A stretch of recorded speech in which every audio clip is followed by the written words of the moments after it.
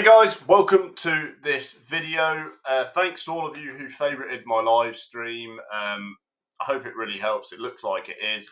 Please go ahead and like this video and drop a comment if you choose to, and get started underneath with all my free trainings. So today's lesson is going to really help a lot of people, I think, because it really relies on and sort of encompasses a term that a lot of people say in the sort of trading, forex, educating world, and it is simply that they say, you should trade like a casino, and they often give the analogy of a roulette wheel. As we all know, there's 18 red squares, 18 black squares or spots, and then there's one green one, and the green spot basically gives the house the edge, right? Because if you bet red, it can be green or black, and if you bet black, it can be green or red. So there's about 2.7% house edge there, okay? Now, obviously, the casino doesn't care who wins or loses, and the longer people play, the more they lose money. But there's another factor that a lot of people just do not consider, okay? And it's this. Casinos have risk management, okay? So what I mean by that is you can't go in a casino and place $1 billion on red, because the casino knows that, okay, yes, there is a 2.7% house edge. However, the problem is if that person wins, okay, and it is red when they bet red $1 billion, the casino is going to be shut because they would lose $1 billion, okay? So they've got risk management. So even if you've got a strategy where you're making money, or let's say your success rate is, even as high as 80%, 90%, if the losses you're taking on the losing trades that are infrequent outweigh the profit, then it doesn't matter how high your hit rate is, because you're going to lose it all eventually. So even if really, in theory, even if your hit rate was 99.99%, but the loss you experienced on that very small chance you lost was larger than all the profit, you would close out. Now, it's likely that if someone came along and said, okay, well, I can make your success or your hit rate in your trading 70%, right? If they don't tell you a risk plan, then it doesn't matter what you do, because you're just going to lose it all eventually. So, for example, if I've got the Euro chart up here, you can see that it trends to the upside for a long time, right? It's gone on for, since the 27th of September to February now. So the start of February, we're coming up to about mid-level in February. If they told you, okay, well, I'm going to buy here, I'm going to sell there, and buy here and sell there, wherever it was, doesn't really matter.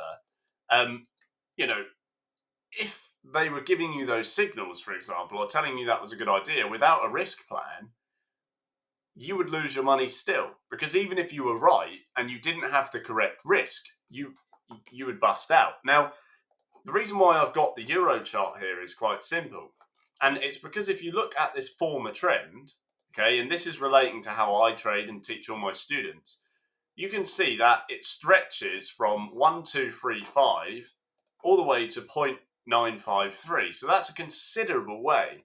Now, even if you were right in your trading picks beforehand, you would find that eventually the trend would sweep away all those gains you took, and therefore you can't afford to be taking signals. You have to have a risk management plan, and that is why risk management is so key in trading, because if you bought here, okay, and you got that wrong temporarily, if you like, and you bought there and did the same thing, okay, you're going to need to stay afloat no matter what the market does. No matter how far the market falls, your drawdown needs to not exceed what you've taken in profit. So you're trading like a business instead of a casino, because casinos in reality have risk management. You'll find on lots of sports betting sites, if you bet and win, they'll ban you or they'll stake restrict you. And that's because they're using risk management tools. Now, you need to restrict yourself when you're trading in the same way, because if you've got a position that is cleaning you out, you have to deal with it quickly. You have to deal with it in a way a business would. Now, a casino is a business, so effectively it does come hand in hand.